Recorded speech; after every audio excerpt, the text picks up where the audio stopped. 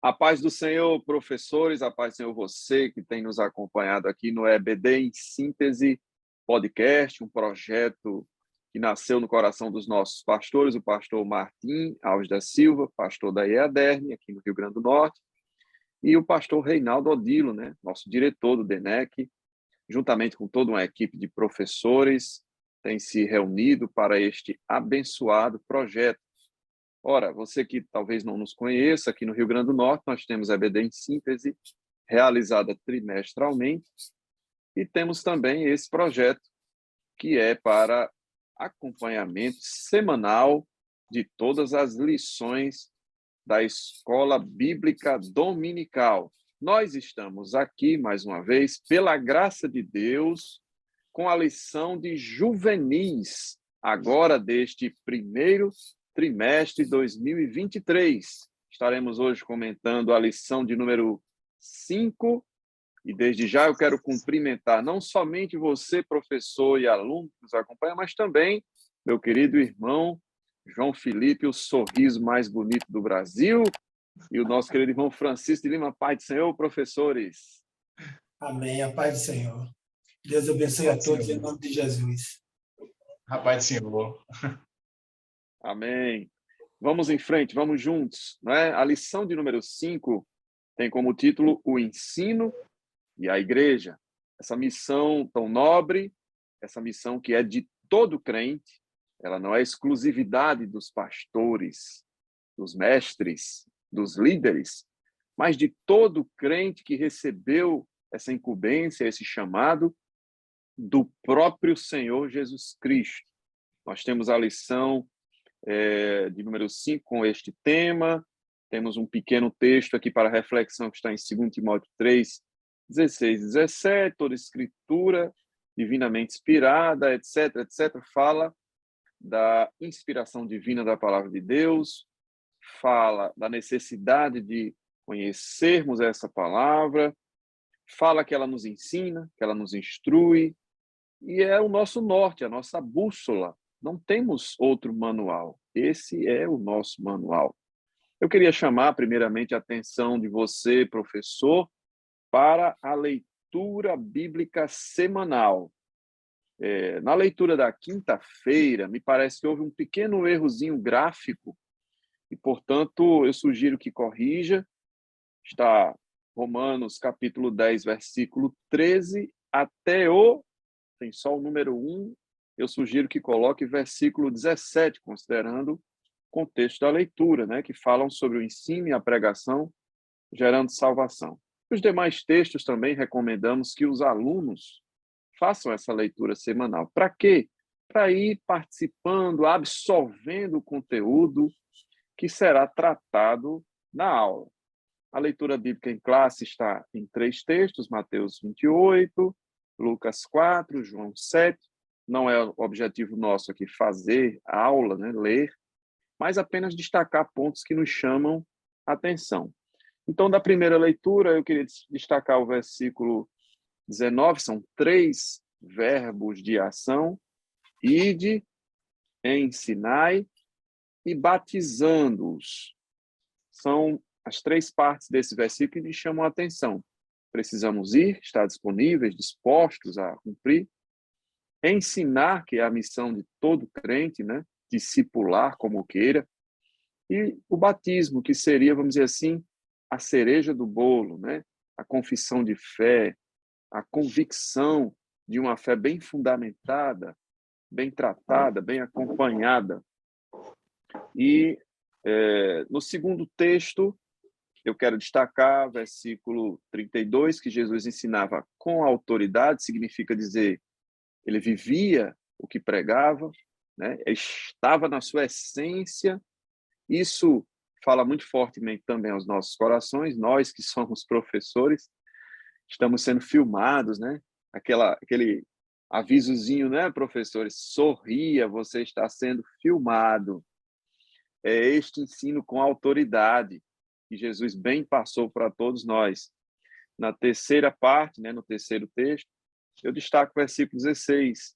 Ele diz, a minha doutrina não é minha, mas daquele que me enviou, mostrando a inspiração divina e o forte conteúdo que Jesus tinha a respeito do Antigo Testamento, das profecias que dele falavam, e ele era profundo conhecedor da palavra de Deus até então conhecida, que era o Antigo Testamento, né? A palavra de Deus fala sobre a lei, os profetas, né? Os livros poéticos. Isso era o conteúdo que eles tinham acesso, e Jesus conhecia como ninguém esse conteúdo. Eu quero também sugerir Provérbios 22:6, que diz: ensina a criança no caminho, né? É um texto também bastante conhecido e fala da importância de nós estarmos vivendo aquilo que pregamos e que transmitimos para os nossos alunos, não é assim, professor Francisco, professor João Felipe? Sim, com certeza. Eu estava pensando sobre esse versículo que o irmão acabou de citar, ensinar a criança no caminho e quando ele crescer ele não vai se desviar dele. É muito forte, né? E a minha interpretação, depois de observar, né, o que diz o texto, de olhar para as escrituras sagradas e também já fazer uma correlação com o nosso dia a dia, com os últimos acontecimentos, e assim, a gente fica pensando, quando crescer não vai se desviar dele. Só que o que a gente nota é que tem alguns, né? Eu não consigo dizer se são muitos, se são poucos, mas tem alguns que se desviaram, saíram deste caminho fisicamente. Porém, quando a gente vai estudar com afinco, faz um mergulho profundo no texto, na verdade, a gente percebe que não se desviaram dele. Por quê? Porque a palavra de Deus, o ensino, marca, e nada marca mais do que o ensino da palavra de Deus, o ensinar a palavra de Deus. A palavra, ela entra e não se consegue tirar do ser humano. Ele pode mudar, por exemplo... Outras versões diz não se esquecerá, né? Em outras versões diz. Exatamente, é por isso aí, professor. Exatamente, glória a Deus. Deus te usou agora tremendamente. Exatamente.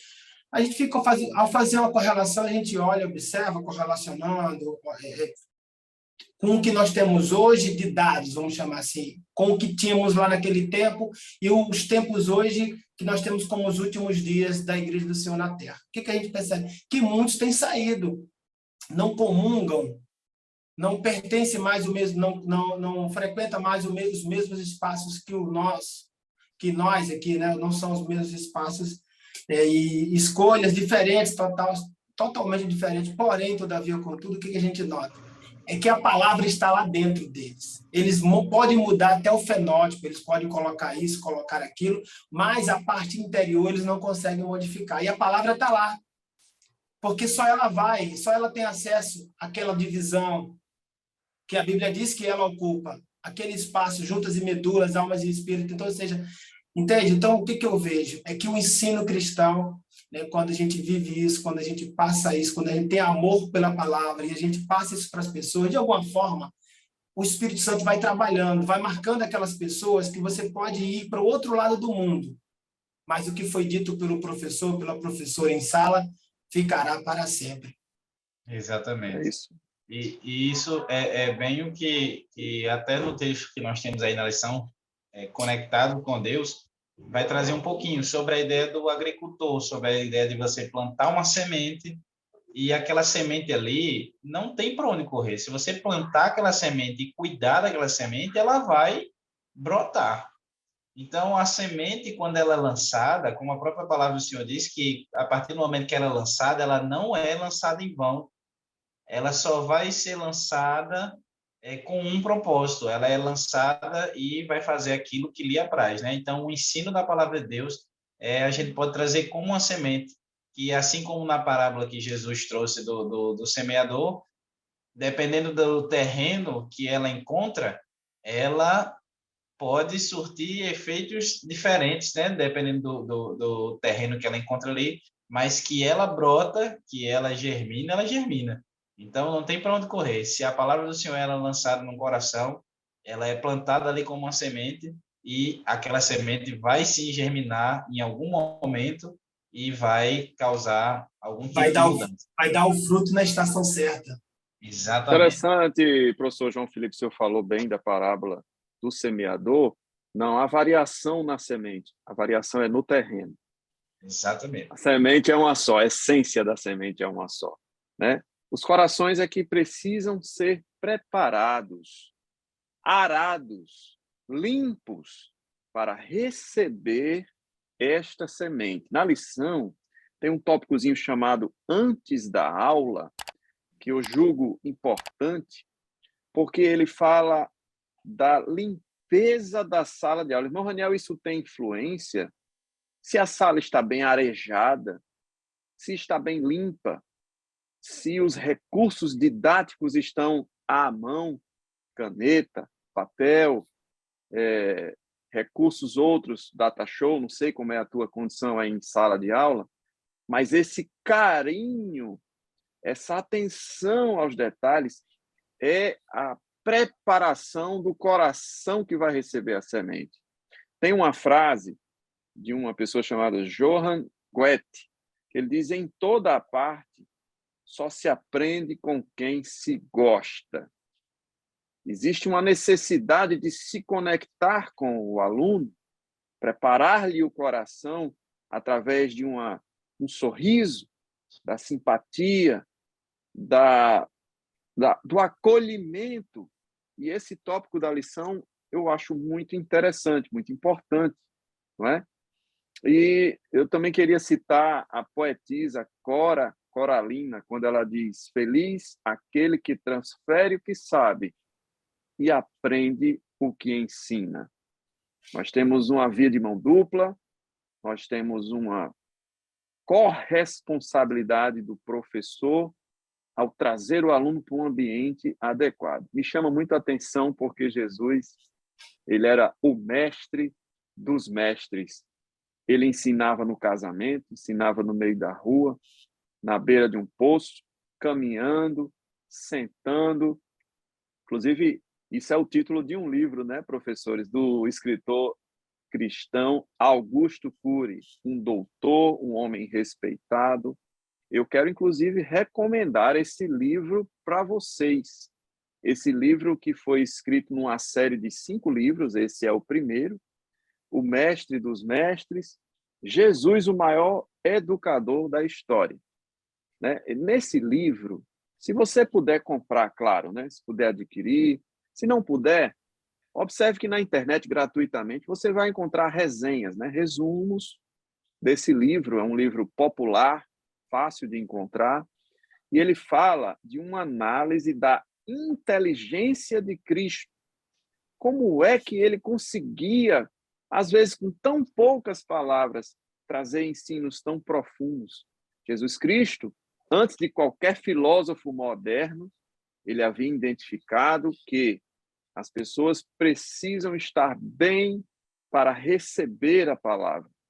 Há uma necessidade de empatia, há uma necessidade de envolvimento emocional para que o ensino possa produzir frutos dentro do seu coração. Jesus Cristo percebeu isso antes de todos.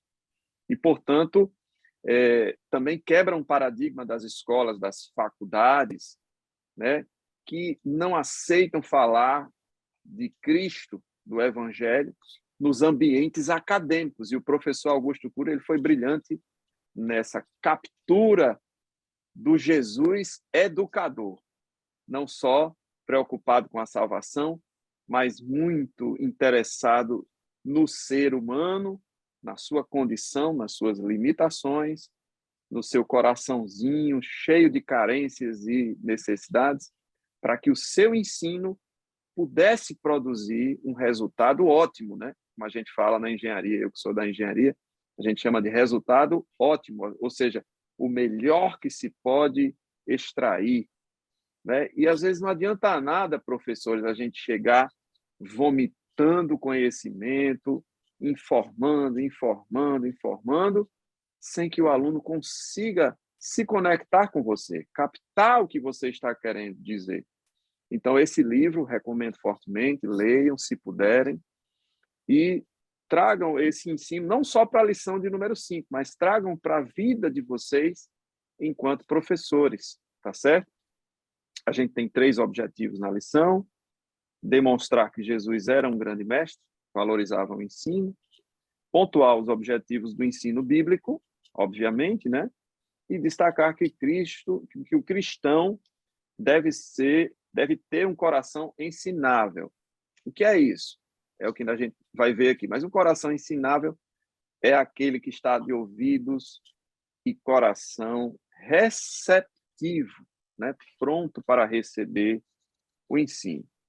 Pois bem, eu considero essas leituras que a gente passa aqui para vocês importantes. Eu quero também falar aqui, tem um pontozinho de interação aqui na lição, que fala sobre a assiduidade dos alunos na escola bíblica dominical. É muito importante, professor, resgatar o teu aluno, liga para ele, pergunta se ele está bem. Às vezes ele não está vindo, né? Um juvenil tem de 15 a 17 anos, ele não está vindo porque ele não tem com quem vir, né? É importante esse papel do professor, e muitos estão até, talvez, buscando ensinadores na internet. Mas nós temos um credo, nós temos um padrão. É importante que esse aluno frequente a sala de aula. Esteja atento ao teu aluno. O que é que ele está assistindo? Onde ele está se alimentando? Que ideias ele está formando na mente dele, né? A história da Escola Bíblica Dominical, né, professores, inclusive, começa com um jornalista inglês, Robert Hicks, e aí nós estamos falando do século XIX. Ele resgata crianças que aos domingos não tinham o que fazer, porque naquela época não se tinha descanso semanal. Os adultos trabalhavam de domingo a domingo, mas as crianças folgavam e ficavam na rua, e ele pensou num projeto educacional, e assim nasceu a EBD. Não foi na Assembleia de Deus, não, mas a Assembleia de Deus sabiamente incorporou esse modelo da Escola Bíblica Dominical. Não é isso, professores? Acho que vocês conhecem bem essa história, né? Exatamente. O ensino sempre teve bem atrelado com toda a história da nossa querida IADERN, a Assembleia de Deus, porque, afinal de contas, o cristão sem o ensino da palavra de Deus, ele não cresce, né? Não tem como haver crescimento, não tem. A fé vem pelo ouvir e ouvir a palavra de Deus. Então, o cristão ele só tem esse crescimento se estiver ali atrelado ao ensino da palavra. Perfeitamente. A gente quando olha para a história, por exemplo, Adolf Gunnar Zwingli, Daniel Berg, Frida Zwingli eram pessoas pentecostais, os fundadores da nossa igreja. Assim que eles chegam no Brasil, eles chegam com uma formação e que chamava muita atenção. As pessoas, quando, infelizmente, ainda hoje, quando se fala em pentecostalismo, parecem que não sabem separar bem as coisas, né? E a Assembleia de Deus precisa ter uma atenção especial, porque, além de ser a maior denominação pentecostal do Brasil, ela tem, ao longo da história, bons serviços prestados. Por exemplo, eu estava aqui lembrando desse livraço, A Bíblia através do século, do mestre Antônio Gilberto. O seu manual da Escola Dominical é outro clássico dele, muito Nosso especial. Conterrâneo, hein? Nosso conterrâneo. Potiguar, aqui no Rio Grande do José Norte. Gonçalves, um livraço também, que já foi tema Escola Dominical. Esse livro aqui, do pastor Ezequiel Soares, que está dando o que falar nas redes sociais, é um livraço, eu recomendo a vocês, todos que estão aqui nos ouvindo, juvenis, que querem conhecer um pouco mais sobre o pentecostalismo brasileiro. Ele faz aqui isso aqui é um guia histórico e também teológico. Professor Francisco, por favor, mostre capa a capa e leia com calma, porque esse conteúdo com certeza vai interessar aos professores. Ótimo. A Bíblia através dos séculos, do nosso pastor Antônio Gilberto, como o nosso professor falou aqui, é Potiguar. Manual da Escola Bíblica Dominical, também do mesmo mestre Antônio Gilberto. A Supremacia de Cristo, se você quer aprender muita coisa sobre Jesus, aqui, claro, na Fé, Esperança e Ânimo, na Carta aos Hebreus, isso aqui é um livraço. Foi tema da Escola Bíblica Dominical. O juvenil que quer aprender sobre o pentecostalismo aqui, estritamente brasileiro, aqui ele tem um guia histórico e teológico. Isso vem aqui, foi graças a Deus, deu o Espírito Santo, né, deu ao professor aqui, Ezequiel Soares, é um homem de Deus, um grande nome no país quando o assunto é o pentecostalismo. E esse aqui é um recém-lançado, que também indico. Ele é do Rio de Janeiro, mas mora na Paraíba, faz parte lá, é pastor auxiliar, professores, na Assembleia de Deus ali de João Pessoa, Paraíba, com o pastor José Carlos de Lima, que é o Eduardo Leandro Alves, a Sociedade Brasileira e o Pentecostalismo Clássico. Esse aqui fala estritamente também do nosso pentecostalismo. Então, o que o professor falou aqui, quando a gente olha, não precisamos ir muito ir além fronteiras para citar aqui grandes referências do ensino, do quanto que esses homens... E um dia desse, por exemplo, aqui o Leandro, né? O pastor aqui, Eduardo Leandro Alves, um dia desse ele estava ali, era professor de escola dominical, lecionava também para jovens, juvenis, e hoje está ali ajudando o seu pastor, como pastor auxiliar, sempre fala isso por onde passa, é um homem de Deus, um exemplo. Então, vocês que estão aí hoje assistindo a gente aqui, amanhã pode ser um desses aqui, dessas obras, ou uma outra obra que estaremos citando aqui, ou algo parecido. Deus pode usar vocês. O ensino cristão, ele é importante e precisa de pessoas que amem a palavra. Se você está aqui, é porque você ama, né? Com certeza. É isso mesmo, professor João Felipe? Você ouviu que ele deu aí uma verdadeira coleção, né? Exatamente. Exatamente. Eu acho que isso já introduz bem para o nosso primeiro tópico aí do o que é o ensino, né? Porque a partir exatamente desse chamado que Deus tem para as nossas vidas, querido professor que está assistindo, que ele cria esse desejo, esse anseio nos nossos corações de estar ali se aprofundando, de estar ali procurando cada vez mais se aprofundar, porque a palavra do Senhor ela tem um princípio que ela tem, no caso, não é bem um princípio, mas é mais como uma característica que o próprio Deus tem, que é a inesgotabilidade. Não se iluda que se você pegar aquele texto e for ler, reler, você pode ler 500 mil vezes. Nas 500 mil vezes você vai ter uma revelação completamente diferente da primeira vez que você leu aquele texto ali, porque é inesgotável, é uma fonte inesgotável. E como o nosso irmão Francisco trouxe aí, é uma biblioteca enorme de possibilidades que tem ali de leituras complementares. E já é uma introdução muito boa no nosso primeiro tópico de o que é o ensino. Olha só, falando sobre isso, o que é o ensino, é muito importante a gente perceber que isso não foi facultado, isso foi ordenado. Ensinar é uma missão precípua, né? Indispensável de qualquer crente. É lógico que um crente novato, ele não tem conteúdo suficiente para isso, mas ele precisa receber e depois, ato contínuo, transmitir. Isso é uma missão dada por Cristo para nós, igreja. E falando sobre o que é ensino, isso daria pano para muita manga, não seria espaço suficiente aqui, mas eu queria destacar algo que foi trazido por um psiquiatra americano, né, que é o William Glasser, a famosa pirâmide de aprendizagem. Ele fala de forma muito sucinta que o grau de aprendizagem está diretamente proporcional ao número de sentidos que você envolve na sua aula, no seu processo de aprendizagem. Então, uma pessoa que está apenas lendo, ela absorve 10% do que ela lê. Já pensou? O professor Francisco passou uma biblioteca maravilhosa aí. Mas se você só ler, você absorverá 10%. À medida que você lê e também escuta um áudio ou uma música, já sobe para 20%. 30% quando você vê, daí a importância, professor, de você preparar slides ou pelo menos cartazes, ou traga cores, se possível, até traga cheiros, mas você envolve mais sentidos. Mas deixa eu dizer uma coisa para vocês, isso a gente chama de linguagem, de aprendizagem passiva.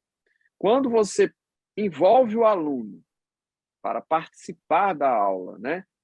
Conversando, debatendo, reproduzindo, escrevendo, né? Participando, talvez até ele sendo convidado para comentar algum subtópico da lição, esse aprendizado sobe de 70% a 95%, e esse trecho só é reservado ao que hoje a gente conhece como metodologias ativas.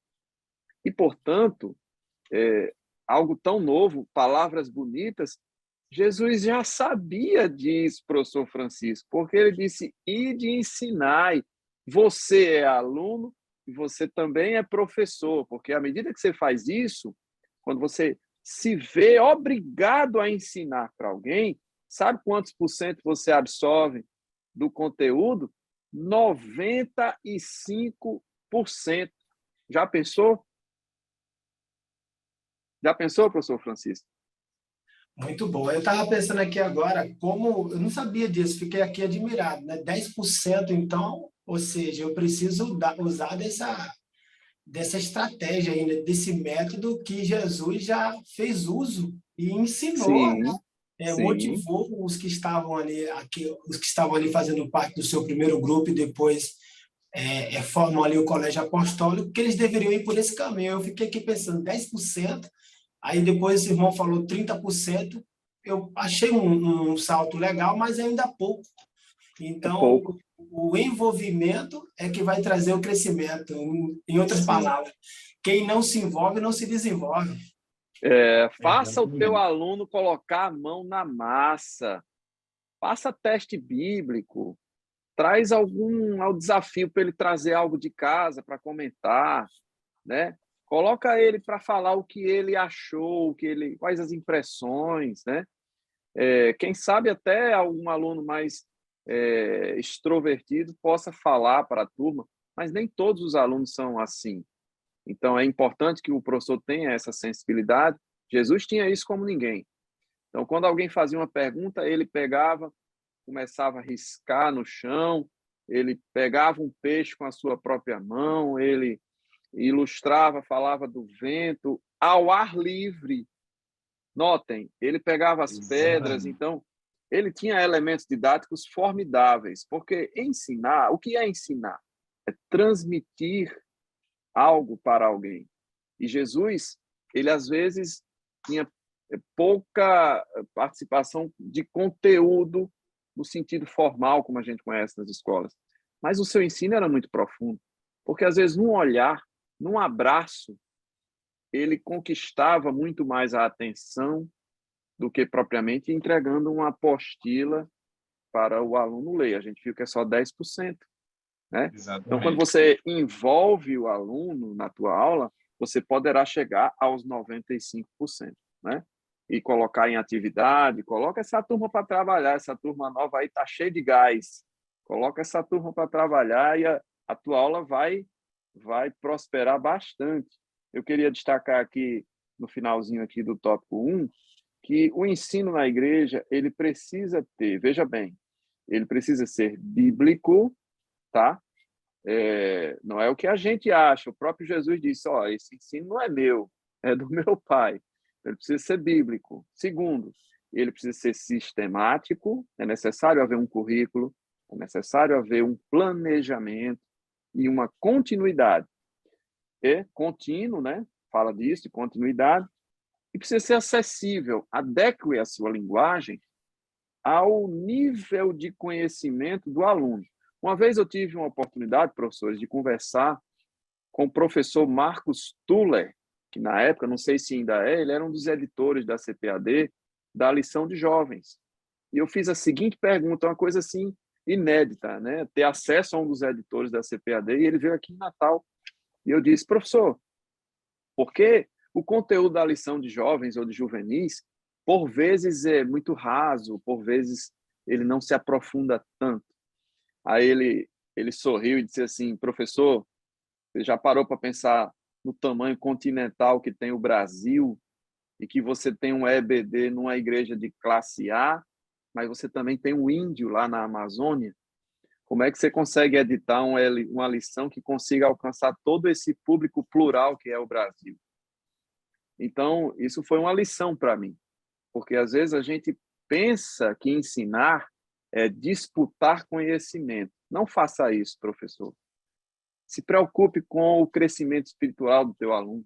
Às vezes, um abraço que você dá nele é mais importante do que 2 horas de conversa e de apostila e de vídeos e textos. Então, se preocupe com o teu aluno. Seja esse amigo, esse companheiro, tal qual Jesus era, não é assim? E quais são esses objetivos do ensino cristão, né? Rumando aqui para o tópico 2 da lição, hein, professor Francisco? O que é que você tem a dizer a respeito do tópico 2? Mais uma vez, apresentar a pessoa de Jesus, porque ele mostra para a gente o quanto que é importante a gente primeiramente, tomar conhecimento, uma vez tomando nota, saber fazer uso. Porque os objetivos existem, e quais são, né? Sobre o tópico 2, é o título, Objetivos do Ensino Cristão, ele diz assim: o ensino de Jesus impactou grandemente os seus primeiros ouvintes. Aí, a partir disso, ele vai narrando, dizendo que houve multidões, e essas multidões seguiam eles, e no meio dessas multidões, diversos interesses. Há aqueles que estavam ali porque olhavam para ele e, ouvindo ele, nunca tinham escutado, nem visto ninguém fazer o que ele falava e fazia, ele não só falava. Por isso, ele era diferente, como diz aqui Mateus capítulo 7, 29, porquanto os ensinavam com autoridade e não como os escribas. Então, a partir disso, a gente vai ver essas pessoas que se aproximam deles, e aí o comentarista fala que se aproximavam uns para ver milagres, outros por curiosidade, outros porque de fato estavam crendo na mensagem dele, tinha sido tocado, e tinha aquele grupinho que ficava ali de longe avaliando para encontrar um erro, para o apontar, para o acusar, e etc. e tal, né? A gente sabe disso. Aí, a partir disso, o comentarista ele vai entrando, de fato, no que ele apresenta como título, Objetivos do Ensino. E dos objetivos aqui, a gente já pode trazer, já como resposta, que é trazer arrependimento de pecados e salvação. Então, toda vez que eu for, através do ato verbal, da fala, seja como for, apresentar Jesus por meio de imagem, por meio de, por exemplo, tem um grande público aí, um povo que está entre os PNA, povo não alcançado, através da linguagem, da língua brasileira de sinais. Seja qual for o método que eu for de apresentar, né, que eu entre para apresentar, para abordar alguma coisa sobre o Senhor, sobre Jesus, o ensino cristão, eu tenho que ter isso em mente. Eu tenho que levar as pessoas ao arrependimento, ao encontro real com o Senhor Jesus Cristo. Porque eu, como igreja, fazendo isso, eu estou prestando um serviço relevante. Eu estou sendo, de fato, um mensageiro, um embaixador, um representante legal de Cristo. Então, através da pregação da palavra de Deus, com a intenção de trazer arrependimento de pecados e salvação, eu estou aqui apresentando agora, estou cumprindo, né, de fato, que é a missão. O objetivo é esse. Se eu apresento tudo, se eu falo sobre tudo, se eu falo mais sobre mim, né, me permita falar assim, mais da minha vida do que da vida de Jesus, eu não estou cumprindo a tarefa, a missão. Eu estou descumprindo.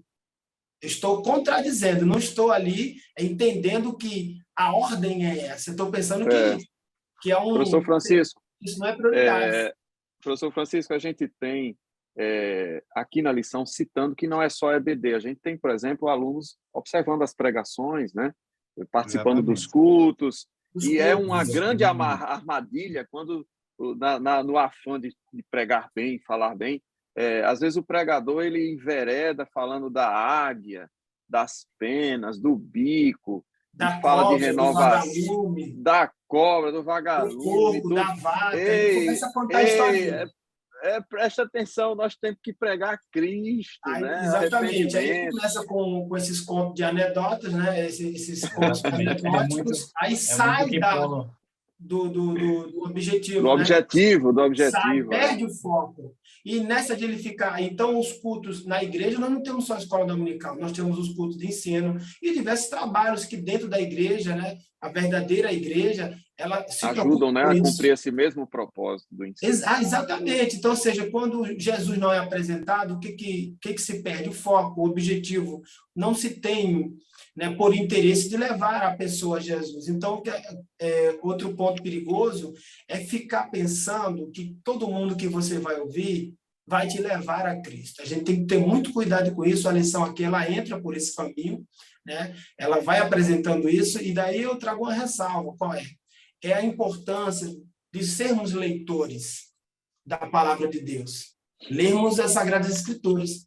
Nossa igreja está aí, a nossa EADERN, a meta do pastor Reinaldo Diro, nosso pastor, são 7 capítulos aí por dia, né? Os que podem, né? Tem outros que estão lendo 3, mas os que podem aí, olha aí, a leitura anual da Bíblia, 7 capítulos por dia, e amanhã nós estaremos terminando o livro. Muito bem, professor. Amanhã estaremos terminando eu queria puxar, é porque eu queria puxar esse gancho, professor Francisco. A gente tem aqui, entrando no tópico 3 da lição, eu quero ouvir aí o professor João Felipe, né? Que é a leitura da Bíblia, se não esse, né? Porque isso aqui é para leitura em 6 meses, se não esse, por que você, professor, não levar um plano de leitura bíblica nessa lição de número 5 para estimular a leitura, né? Mas fala aí, professor Francisco, conclua aí seu raciocínio. Concluindo com Efésios, capítulo de número 4, versículo 11 e o versículo de número 12. Né? Efésios, capítulo 4, versículo 11 e versículo 12. Para fechar a minha participação neste tópico, dizendo o seguinte, que nós não podemos, primeiro, perder o foco, temos objetivos a serem alcançados, e só vamos alcançar através da explanação da palavra de Deus. Quando o aluno vai à Bíblia, ele está se alimentando com as próprias mãos dele. Quando ele para só para ouvir, o que acontece? Ele está se alimentando com as mãos dos outros. A gente tem que lembrar, e o professor aqui, João Felipe, estava nesta aula, que Jesus, sendo a palavra, ele citou as Escrituras. Ele disse, está escrito, não só de pão vive o homem, mas de toda a palavra que sai da boca de Deus. Ele cita Deuteronômio 8, viu? Pois é, ele sendo a palavra, ele sendo o verbo. Ele cita a palavra, dando importância. E Efésios capítulo 4, versículo de número 11, o que diz para a gente? Né? Efésios capítulo 4, versículo de número 11. Que ele mesmo deu, ele quem? O Senhor Jesus. Ele mesmo deu uns para apóstolos, e outros para profeta, outros para evangelista, outros para pastores, e outros para doutores, na outra versão, mestre, querendo o aperfeiçoamento dos santos para a obra do ministério, a edificação do corpo de Cristo. Esses homens aí são homens dons, e Deus tem dado à igreja, é muito bom isso, porém não nos exime, não tira da gente a responsabilidade, todos nós, de lermos a palavra de Deus, e é aí onde o Senhor mostrou aí para a gente o plano de leitura. O plano de leitura. Bem bonitinho isso aqui, muito bem feito. Muito bem feito isso aqui. Esse aqui é meu. Eu vi quando o senhor falou aí, e me chamou a atenção, um comentário que eu fiz com o pastor Martim. Certa escola bíblica dominical, eu cheguei para ele, só, pastor. Que honra, hein? Que honra, hein? É uma honra muito grande, uma honra muito grande. Gosto muito do meu pastor, oro por ele. E eu perguntei assim, pastor, a Bíblia faz a distinção, né? Mestre, pastores. E ele sorriu. Quando ele sorri, ele fica com o olhinho bem fininho, assim. Ele sorriu e disse assim, olha, nem todo mestre é um pastor, mas todo pastor é um mestre. Então, assim, eu não sou pastor, mas você tem a obrigação de transmitir, né? Pode ser que você seja um pastor, e aí você não tem para onde correr, né? Todo pastor é um mestre, mas nem todo mestre é um pastor. Então, eu achei interessante, porque esse foi o comentário do pastor Martim, né? Que há essa distinção, mas a gente não pode querer tirar a nossa responsabilidade nesse processo ensino-aprendizagem, né, professor João Felipe? Exatamente. E só para finalizar esse tópico que o irmão Francisco estava falando sobre a questão do objetivo, eu acho muito interessante como todo professor ele precisa ter o seu planejamento de aula, como já foi dito várias vezes aqui, né? E um dos planejamentos é exatamente saber quais são os materiais que você vai utilizar durante a aula. E Boa. eu acho incrível como o Senhor de toda a natureza, de todo o universo, usava exatamente isso para tratar com os seus. Porque perceba que Jesus ele vai usar as parábolas e ele vai falar sobre coisas da natureza, ele vai usar ali coisas da própria criação. E até quando ele queria pegar o pessoal que queria formar já professores também, né? Porque a gente sabe que ele ensinou para todos, mas para os 12 ele tinha um jeito diferenciado de ensinar, que era exatamente porque ele queria fazer um intensivo ali durante aqueles 3 anos para Escola que de eles líderes. pudessem, exatamente, para que eles pudessem dar continuidade ao ensino. E você vê que Jesus, quando ele queria ensinar a fé aos seus discípulos, ele não ficava só na teoria. Ele usava uma tempestade, um barco naufragando, um negócio assim Uma mais experiência radical, né? imersiva, ele emergia no... Exatamente, era uma imersão muito interessante, que eu acho incrível o modo como Jesus ele ensinou os seus discípulos, porque ele não ficava apenas na teoria, não, eles sempre botavam eles em situações interessantes para eles irem desenvolvendo isso. E falando sobre essa questão também da propriedade do ensino, de como a pessoa tem que se apegar realmente ao conteúdo, à Bíblia, que é esse tópico que a gente vai falar agora, sobre o que precisamos aprender. E o primeiro subtópico do tópico 3 é ler a Bíblia. E quando eu gosto muito das cartas de Paulo a Timóteo, porque Timóteo era um jovem e que estava ali com a incumbência agora pastoral. Ele ia agora cuidar de pessoas e ele precisava de um intensivo também. E Paulo, ele vai tratar várias vezes com Timóteo. Eu acho fenomenal as cartas de Paulo a Timóteo. E no capítulo 4, que é até do nosso texto áureo, né? O capítulo 4, 3, na verdade, de 2 Timóteo, e o capítulo 4 de 1 Timóteo, ele vai falar algumas coisas sobre isso. Ele vai dizer, Timóteo, não se apegue a essas coisas que as pessoas vivem dizendo, não. Você tem que ter a propriedade, você tem que ter fundamento. Ele vai dizer lá no capítulo 4, versículo 7 de 1 Timóteo, ele vai dizer aqui na versão Almeida Revista Atualizada, eu acho até engraçado, porque ele fala assim, mas rejeita as fábulas profanas e de velhas caducas. Exercita-te pessoalmente na piedade. Timóteo, procure, Timóteo, coisas fundamentais, fundamentadas na palavra do Senhor Jesus Cristo. Não fique enrolando, não. Não faça suas pregações e sua vida baseado em histórias de carochinha, não. Vá diretamente na fonte. Ler a Bíblia. E na época eles tinham... Isso me faz lembrar, professor João Felipe, pastor José Carlos de Lima, né? Pastor presidente da Paraíba. Ele disse, irmão, se você não tem curso de teologia, profundidade, pregue João 3,16, mas pregue a palavra. Exatamente. E assim, a leitura da Bíblia é o ponto fundamental do ensino do cristão, né? Isso pode até ser até um pouco clichê a gente falar sobre isso, pode ser até um pouco óbvio, mas é extremamente importante que a gente sempre venha lembrar que o ensino parte da leitura da palavra. A gente sabe que por sua palavra nós somos alimentados e fortalecidos, como traz a comentarista falando sobre o texto de Mateus 4:4 e de 1 Pedro 2, falando sobre essa função da Bíblia. Ela nos alimenta, ela nos fortalece. O próprio Jesus usou isso contra o Satanás. Ele disse, olha, nem só de pão viverá o homem, mas de toda a palavra que sai da boca de Deus. Então, a palavra de Deus ela tem essa função de alimentar. E, claro, que um novo convertido, um jovem, ali mais novo na fé, ele vai se alimentando aos poucos daquilo que ele consegue absorver. A palavra de Deus ela é completa, ela não tem restrições de idade. Mas, a partir do momento que nós nos tornamos maduros, um pouco mais maduros na fé, é que a gente começa a ter a capacidade de absorver mais coisas, mas a palavra não se renova, ela não sofre modificações, ela é.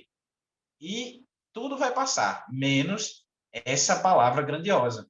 Então, o ler a Bíblia nos alimenta desde o nosso engatear até se alguém se julga aí muito velho na fé, mas que eu acredito que isso é ser um pouco até de soberbo, mas nós temos pessoas que já têm muito tempo de caminhada. Por exemplo, nosso pastor Martim, ele, com certeza, ele absorve pontos ali da Bíblia que eu não consigo perceber e absorver. Por quê?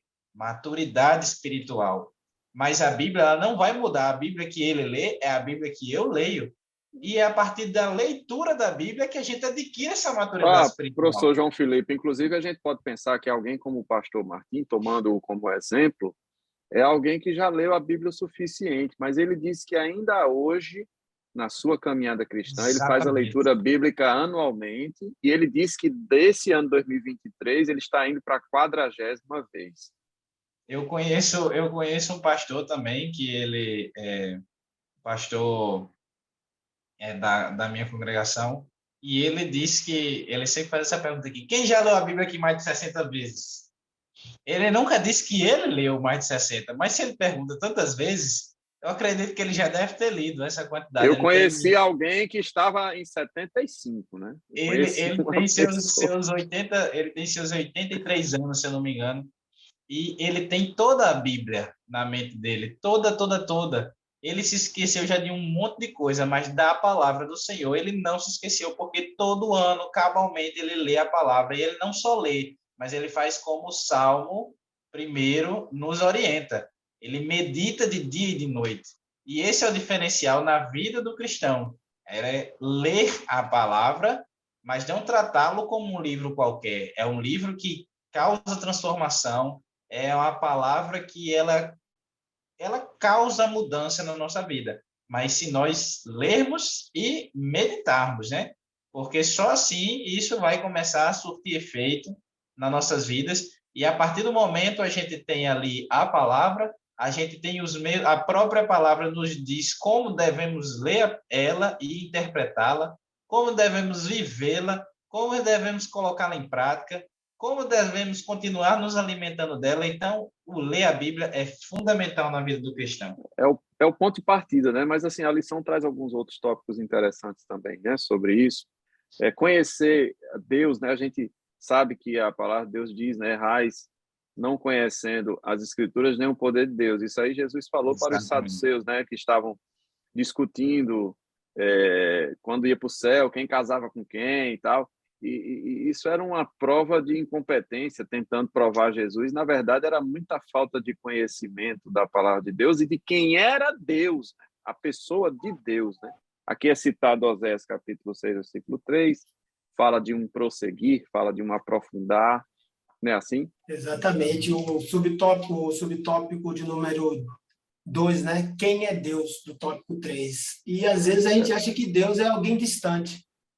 Tem pessoas que, por não conhecer, veja bem, incorrem nesse erro de achar que Deus, por ser tão grande, né, por ser transcendente, é um Deus que está longe, ocupado demais com certas coisas para olhar para ela, para a sua dificuldade. O pastor Martim já trabalha essa ideia. Não há ninguém aqui, ele sempre fala no templo, né, que uma vez orando ao Senhor não vai ser escutado por ele, não vai ser alcançado por ele. Não existe isso, oração mais especial, mais importante entre os homens. Não, qualquer fala direcionada ao Eterno, ao Adonai, ao Senhor, Jeová, a Deus, a Jesus, pode ter certeza que tudo que se fala, ele ouve, tudo que se faz, ele vê. Não há nada distante dos olhos dele.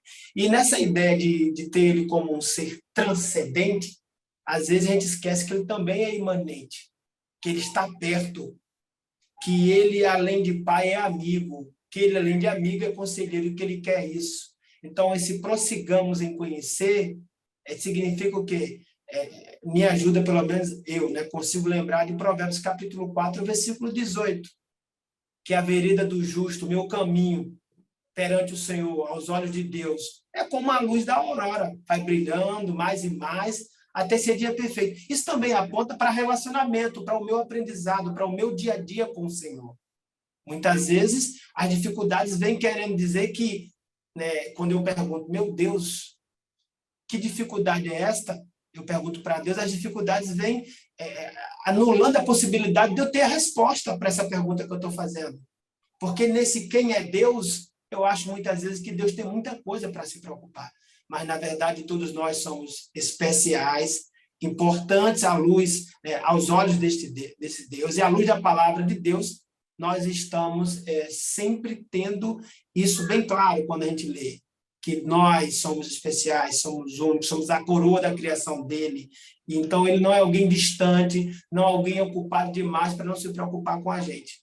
Ao contrário, Tito, Paulo escrevendo a ele no capítulo 2, versículo 11, ele disse que essa graça havia se manifestado e trazendo uma salvação para todos que estão nesse mundo, aí, nesta terra, no planeta Terra, independente de quem seja, que classe ocupe, que condições tenha essa salvação, Jesus Cristo, o seu amor. Veja como ele é imanente, se preocupa com a gente, está perto, quer nos alcançar, quer nos ajudar. Às vezes a gente esquece disso e não deixa ele entrar, fazer morada, quer caminhar sozinho, acha que já sabe demais. E ainda bem que o ensino da palavra de Deus, as escrituras vai nos abalizando e mostrando que é algo bem distante disso. Ao contrário, ele está pronto, está aqui, é só clamar, e se bater, a porta vai se abrir, se pedir, será dado, porque ele está pronto.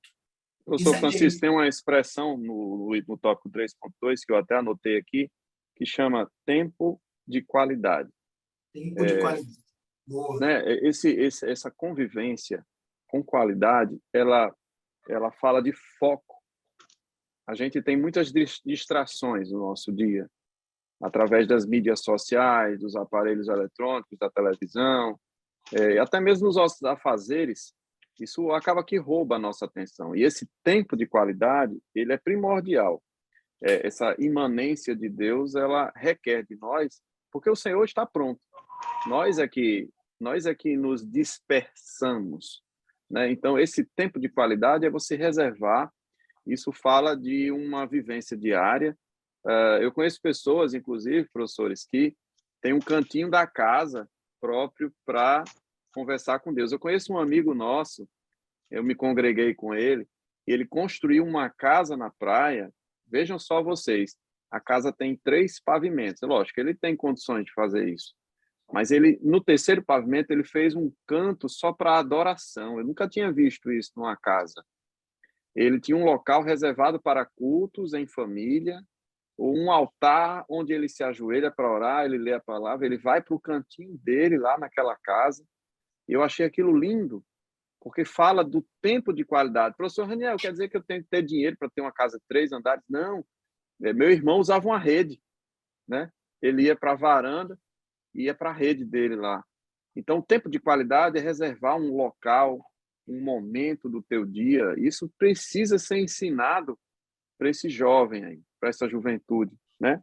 Ser fiel a Deus, isso fala de vivência mesmo, dedicação, viver os valores do reino. Tudo isso são coisas que são incorporadas. Como o professor João Felipe bem falou, começa com a leitura da palavra, mas avança para um relacionamento, né, professor João Felipe? Exatamente. E, assim, a partir do momento que você lê a Bíblia e você conhece quem é Deus, você conhece mais de Deus, você não tem confiança no desconhecido, mas no conhecido você confia. No conhecido, se ele disser uma coisa a você acredita, você tem mais facilidade. E é isso o importante. A gente lê a Bíblia, mas se a gente não se achegar a Deus, muito da interpretação daquilo que ele diz na palavra dele, porque a gente pode tirar dúvida com um próprio escritor, né? No caso, uma própria pessoa que inspirou a escrita da Bíblia, a gente tem acesso a ele aí 24 horas por dia, a gente pode ir Ele diretamente diz, né? a ele e perguntar. Não necessitais de que ninguém vos ensine, tendes o Espírito Santo de Deus. Né? Exatamente. E olhe que até em em questões seculares mesmo, por exemplo, na faculdade mesmo, tinha horas que eu dizia, Senhor, é o seguinte, foi o Senhor que criou, eu estou tentando entender. Então, me ajuda aqui a entender o porquê que isso daqui interage com isso daqui e dá esse efeito aqui. Foi o Senhor que criou, por favor, me ajuda aqui a compreender. Mas é isso, a partir do momento que a gente lê a Bíblia, que a gente conhece a Deus, agora a gente cria um relacionamento com Ele, e um dos pontos que Ele pede é exatamente a questão da fidelidade. Porque a partir do momento que eu leio a palavra de Deus e eu conheço a Deus, eu agora compreendo que eu preciso ter uma mudança de vida e que preciso seguir os mandamentos que ele me pede em sua palavra. E aí eu começo a mudar a minha vida, né? Eu começo a agir, isso já dá um gancho até para o próximo subtópico, o subtópico 4, que vai falar, 3.4, que vai falar exatamente sobre isso. Você ser fiel e você viver os valores do reino. A gente falou aqui, já começou até um pouquinho sobre isso, né? Sobre o reino, na nossa última lição que tivemos aqui juntos. Lição Porque 2. na lição 2, exatamente. Porque a partir do momento que eu leio a Bíblia e eu conheço a Deus e eu entendo que eu sou um embaixador dele aqui na terra, eu entendo que o meu país é o céu e eu estou aqui representando esse reino e o reino de Deus, eu começo a entender que eu preciso viver os valores que esse reino ele me pede para que viva. Eu começo a entender que a fidelidade que eu tenho para com o rei é como a gente falou aqui um exemplo. Uma colônia, ela não sabe exatamente, pode nem ter visto o rei nunca na vida dela, ou a rainha, no caso, como é a questão da Inglaterra e agora o rei, mas ele presta reverência. Ele presta sua reverência, ele presta ali a sua homenagem à figura do rei. Por quê? Porque, independente dele ter visto ou não, é o rei e ele entende que aquilo dali é importante para ele entender a majestade, a figura real que está ali por trás. E exatamente Professor João assim Felipe, somos né? A nós. gente viver o reino é ser objeto de colonização. Bonito, né? Viver o Eu gostei reino dessa frase. É é sua? ser. Essa frase é sua? Acabei de inventar. Vou colocar aqui, vou colocar aqui. É melhor ir no Mike cartório, Raniel. vai lá no cartório e autentica lá, faz alguma coisa. Registra. Raniel Viver no o reino, espectro aqui. viver o Muito reino top. é ser objeto de colonização. De colonização. Imagina aí, você ser o representante, isso é uma honra e é uma responsabilidade imensa. E é isso que o reino nos pede. É exatamente praticar essa fidelidade que tanto é pedida desde de que o homem ele foi criado, que Deus pediu para que ele fosse fiel às suas ordenanças. Adão caiu, aí ele sete vai ser agora aquele que vai dar continuidade à linhagem. Aí veio Abraão foi fiel, mas também errou. Aí veio ali José, veio Isaac, veio Jacó, veio José, veio Moisés, e todos eles sempre Deus pedindo uma coisa a eles: sejam fiéis, confiem na palavra que eu estou dando a vocês, que vocês vão viver grandes coisas. E ainda assim, por sermos seres humanos, eles falharam diversas vezes e viveram grandes coisas ainda assim, né? Porque Deus ele é extremamente misericordioso. E vem Cristo e ele cabalmente cumpre tudo aquilo que a lei ordenava e tudo aquilo que os princípios do reino foram ali cumpridos, todo em Cristo. E a partir do momento que nós queremos ter esse título de cristãos, que também é um título hoje em dia que está, infelizmente, muito defasado, né? Hoje em dia, ser cristão virou moda. Queria ver ser cristão virar moda na época de Nero. Aí era mais difícil. Mas Tem um jogo de palavras que eu acho muito interessante, que é o seguinte: ser crente é ter Cristo. E ser cristão é ser como ele. Né? olha aí. Meu Deus, Hoje ele vem com as palavras. Hoje ele está inspirado. Está inspirado. E é exatamente nisso que estamos fazendo aqui que chegamos ao tópico final, que é aprendendo uns com os outros. É exatamente isso. É isso que a gente está fazendo aqui né? nessa interação gostosa, né? E isso, professor, precisa ser o reflexo da tua aula. Por quê? Porque na hora que você chega com um conceito que você acha que já está tão batido, o teu aluno, às vezes com 15 anos de idade, tem uma experiência de vida que você não teve, e que ele pode chamar a atenção para um novo ângulo de visão.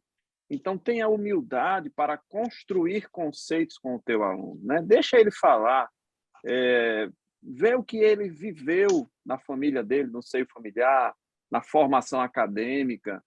Ele certamente vai contribuir, porque nós aprendemos uns com os outros. É muito importante essa humildade de saber reconhecer que o conhecimento que está no outro complementa o que está em mim. Isso é lindo, isso é bonito, né? E precisa ser assim. Nós precisamos aprender juntos, né? Ninguém sabe a verdade completa. Eu acho lindo que o próprio Cristo, sendo Deus, ele era o mestre da humildade, né? Ele deixava as pessoas se expressarem, ele deixava as pessoas falarem, ele até deixava as pessoas baterem cabeça, para depois chegar e com um sorriso no rosto dizer, tá vendo, eu te falei, vem cá, Pedro, chama Pedro lá, Pedro está meio distante, chama ele lá, vamos conversar, Pedro, né? E ele fala assim de uma forma muito carinhosa, quando Pedro volta, né, já depois que ele havia ressuscitado, de Simão, filho de Jonas. Essa é a forma que Jesus chamou ele na primeira vez que o viu, como se dissesse assim, eu conheço sua origem, eu sei quem você é. Né? Então, essa humildade de dialogar, de conversar, é um tópico final da nossa lição, é importante que seja assim, e eu queria destacar também no subsídio, que está logo após o tópico 4, que ele fala que a grande comissão não é apenas uma ordenança proclamadora, ou seja, de falar, de ser atalaia, mas ela é também igualmente um mandato educacional. Olha que coisa linda, isso aqui não fui eu não, viu? Foi o autor da lição, a equipe da CPAD que colocou, e eu louvo essa expressão, por quê? Porque a gente se preocupa em pregar, mas a gente tem que se preocupar em educar, e educar é acompanhar, é pegar pela mão, é caminhar junto. Isso é educação, tá? Precisa ser assim, nós como professores e também alunos, somos eternos alunos, estarmos interessados intimamente com os nossos alunos. Ele perceberá o teu amor, e ele vai se envolver e ele vai aprender muito mais, né? Assim, professor Francisco, professor João Felipe, eu me despeço com essas palavras, desejando uma excelente aula para você, professor, e você, aluno, que porventura nos assiste também. Nós louvamos a Deus pela tua vida e pelo teu ministério. Grande abraço, a paz do Senhor, professor Francisco, professor João Felipe, o sorriso mais bonito do Brasil. Amém. Ficam todos com Deus. A paz do Senhor, meus irmãos.